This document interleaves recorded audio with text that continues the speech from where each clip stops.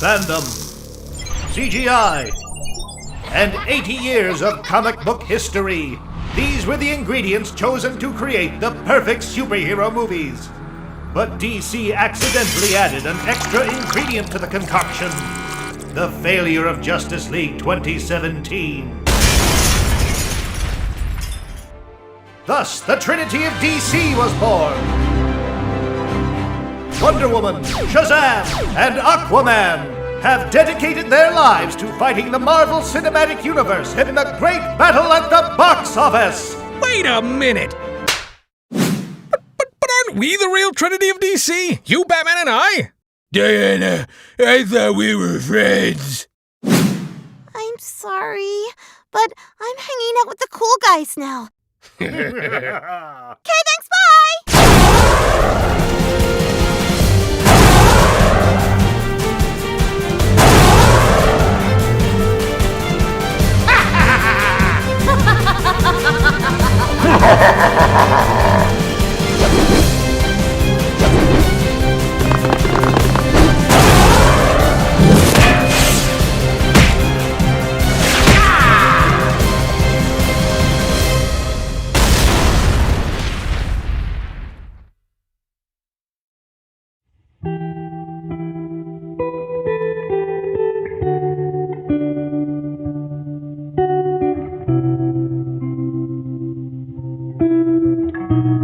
This is the real origin story of Wonder Woman. Diana Prince hails from Themyscira, a planet that's inhabited by an alien race that consists of only females. Where do the babies come from, you might ask? Well, we reproduce asexually. Themyscira is on the verge of collapsing, as many years of mining the planet's core led to the planet becoming terribly destabilized. The ruler of planet Themyscira, Queen Hippolyta, places her only daughter, Diana, in an invisible escape pod. Mommy loves you, Diana. Queen Hippolyta activates the launching of the space pod. And it is at this moment when the treacherous General Zod storms into her home and kills her. Princess Diana, someday you will meet the same fate as your pathetic mother. Moments later, the planet explodes! And then the escape pod containing little Princess Diana makes its way to a distant planet called Earth. It reaches a small town in Kansas and crash lands right in the backyard of a childless couple. The hatch of the invisible space pod opens and reveals the beautiful female infant inside. God must have answered my prayers. Under the care of the Kent couple, Diana grows up to be a kind-hearted young lady. She is also very popular in school. Diana! Diana, over here! Oh, hi, guys. Diana might be popular and loved by many, but not everyone shares the same sentiment. One peculiar leopard print-wearing young lady from the wealthiest family in Smallville holds a grudge against Diana. What's so great about Diana? I hate her jet black hair and her sun-kissed skin and her perfect smile. How's it going, Cheetah? My name is Barbara, not Cheetah. At the age of 17, Diana's Amazonian powers began to develop sporadically and would emerge at unexpected moments. One day, Diana comes across the invisible space pod her parents hid from her and discovers her true heritage. Mommy loves you, Diana. Diana learns that Earth's yellow sun is the source of her strength, and she decides to use her Amazonian powers for good.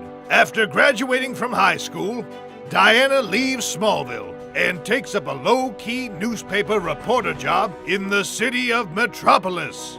Whenever somebody cries for help, Diana assumes a striking superhero persona and rushes to their aid.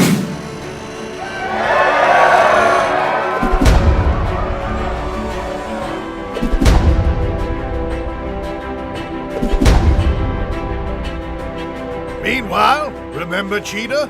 Well, she never let go of her personal vendetta against Diana and worked hard to become a successful lady CEO of Cheetah Corp. Cheetah begins to hate Super Lady because of her uncanny resemblance to her high school enemy, vowing to take her down. Meanwhile, remember General Zod? It turns out she is not dead, and she arrives at Earth in a warship with what's left of the Royal Amazonian Army. Excited to find someone else that hates Super Lady as much as her, Cheetah decides to work together with General Zod. Together, they manage to subdue Diana and bring her down to her knees. Who's the more superior woman now? A giant ray gun emerges from the Amazonian warship flying overhead, and it starts firing a deadly laser beam, damaging most of the city. Wait, what are you doing? Beginning the terraforming strategy to turn Earth into the new Themyscira? This isn't part of the deal? Yes, I tricked you. What are you going to do about it, huh? Grrr. While the two villainesses are distracted, Diana recovers enough of her strength and breaks free from her restraints.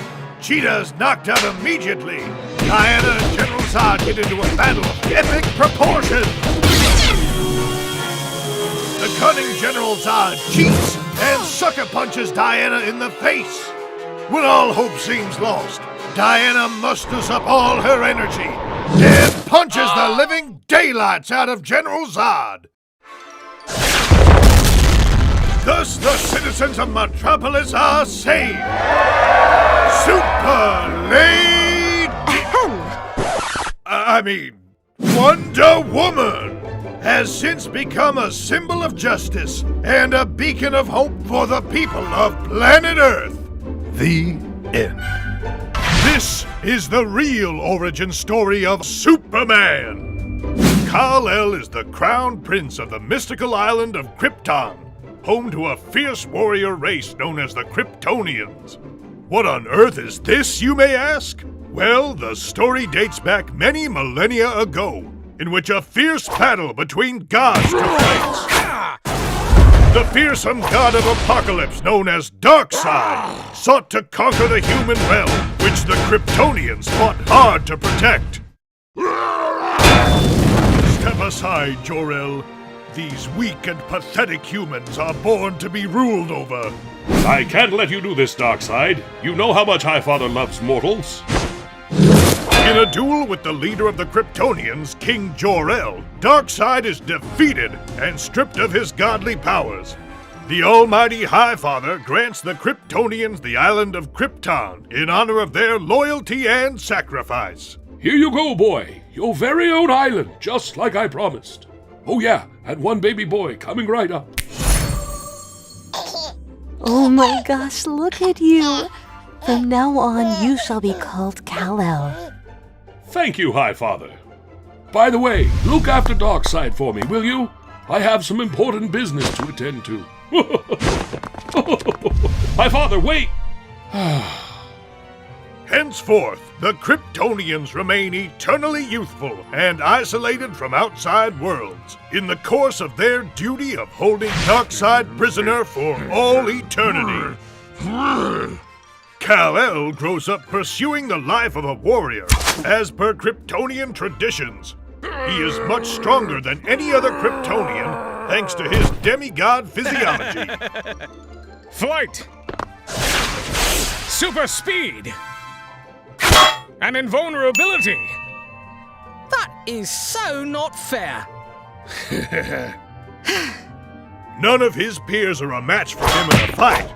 And pretty soon, Kal-El feels bored, yearning for the day he leaves the island to explore the outside world. All this training and for what? There's nobody to fight! Now, Kal-El, remember the only reason we're here today is because we have to honor our duty of keeping the god of apocalypse From enslaving the human race, I know. But have you seen Darkseid, Mother? He's been sitting in his cell doing nothing for over 3,000 years. I'm sure he's lost his mind from boredom, just as I have. Unbeknownst to Kal-El, a fierce aerial battle is taking place over Kryptonian skies. Colonel Lois Lane's plane is shot down, and she crash lands on the island. This wasn't on the map. What is this place?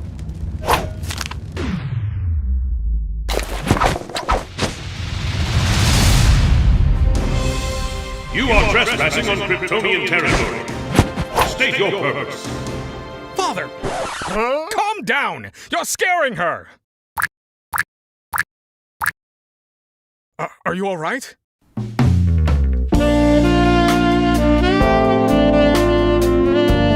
Some days pass, and Lois Lane proves to be harmless the longer time she spends around Kal-El and his family. Kal-El and Lois Lane become fast friends, and are not at all subtle about their mutual attraction towards each other. I love hearing all these stories about the city you grew up in.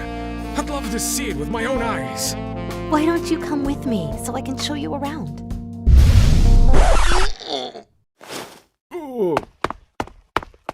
Kal-El convinces his parents to let him safely escort Lois Lane back to America, to which they relent. King Jor-El throws a huge going-away party for his precious boy. You didn't have to do all this, Father. I'll only be gone for a week. Nonsense! It's a momentous occasion. Look at you, all grown up now. While everyone is busy partying, Darkseid finally manages to break free and escape from his prison cell. No prison cell can hold me, and it only took me 3,000 years. Easy peasy. King Jor-El realizes his mistake and decides to send Kal-El off, fully clad in powerful armor that is endowed with the strength of the gods. Take this sword and shield, too. It completes the whole armored warrior aesthetic. I won't fail you, Father! Ready for takeoff. Darkseid makes USA his first target. He summoned an army of grotesque monsters and begins his attack on Washington, D.C. I sure miss the smell of chaos and destruction. Nobody can stop me now, and soon the whole world will be mine! Stop right there! Your reign of terror ends now! So Jor-El sent his little boy to fight me. How disrespectful. What's with the letter S on your chest? Is it S for stupid? What? No, this is the S shield. It's a symbol of hope. Well, you better hope you can survive this! Darkseid and Kal-El engage in a battle of epic proportions. Darkseid tries to make a run for it, and Kal-El chases him down. It's a bird! It's a plane! No, it's Superman! Kal-El catches up and punches Darkseid square in the face. Score! Woohoo! Thus, a fully fledged apocalypse takeover was averted, and the world is saved, thanks to Kal-El, son of Krypton, and his trusty fighter pilot girlfriend. Darkseid is put behind bars once again, but now with added security. I hate that little prick! Kal-El goes on to live with Lois Lane in New York City and works as an agent for the UN Crisis Bureau, effectively becoming the bridge between Kryptonians and humankind. And there you have it, folks. Kal-El is now loved and known to many as Superman. He pledges to protect all of humanity from any mystical or other dimensional evil beings. The end. This is the real origin story of Batman! Bruce Wayne is born and raised in the city of Gotham. Growing up an only child, he was constantly showered with all the care and attention Thomas and Martha Wayne could offer. But little did they know, tragedy is about to strike on this foreboding night. A strange, clown-like man breaks into their home, and Martha dies amid the struggle, horrifically murdered in front of young Bruce's eyes. Thomas was injured and wrongly blamed for the incident. Be strong, son. I'm sure the justice system will prevail. Alfred, please look after him for me. Since then, Bruce swears to join the police force in hopes that one day he can catch the culprit and clear his father's name. However, he failed the police officer's exams because he couldn't overcome his fear of clowns. Thankfully, Bruce has a sharp eye for detail, and so he settled for forensic investigation instead.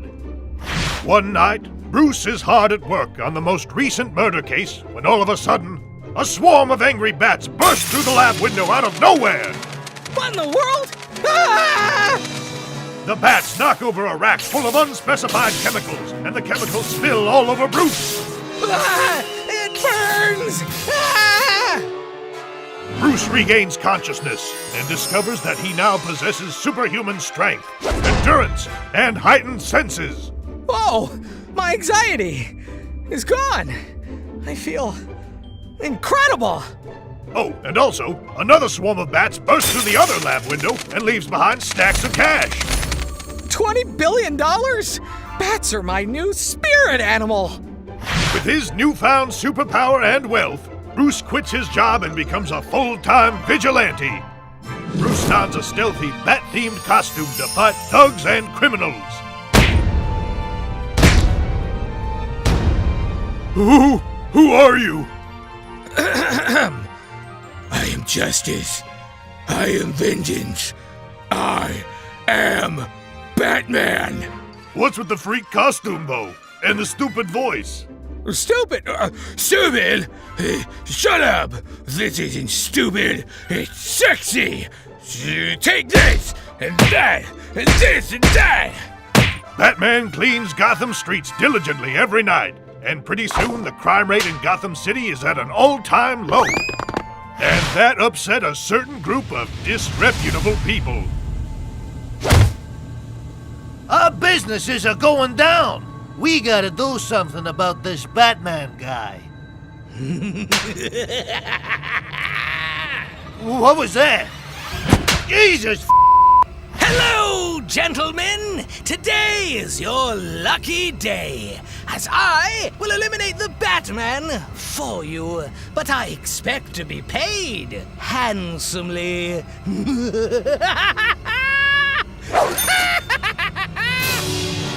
Joker starts wreaking havoc in Gotham City, hoping to lure Batman out.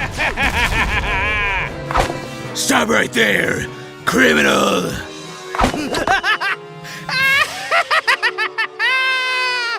There you are, Batsy! I'm so glad you finally decided to show up. Clown! Wait! I've seen you before. You were there the night my mother died. Joker was the one that killed Martha Wayne all those years ago and framed her husband for the murder. While Bruce is still stunned by the realization, Joker makes a slippery escape. Later, sucker! Fueled with rage, Bruce searches high and low for Joker. He also decides that he needs to properly gear up for the ultimate confrontation. I'm gonna need a whole lot of fancy gizmos. Joker plants deadly laughing gas explosives all over Gotham City. And then he was just about to push the trigger when Batman stops him in the nick of time. They engage in an epic battle. And as Joker is close to falling off a building, he manages to activate the bomb timer. Too late, Bats! I have the last laugh! Batman quickly jumps into the Batwing and rushes to all the poisonous gas balloons rising into the sky as we speak. I have to tap into the Bat Force.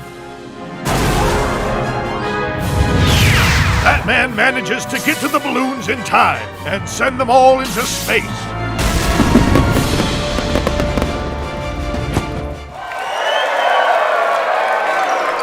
Joker is miraculously still alive and is put behind bars. With that, Thomas Wayne is proven innocent and can now live happily with Bruce and Alfred at the Wayne Manor.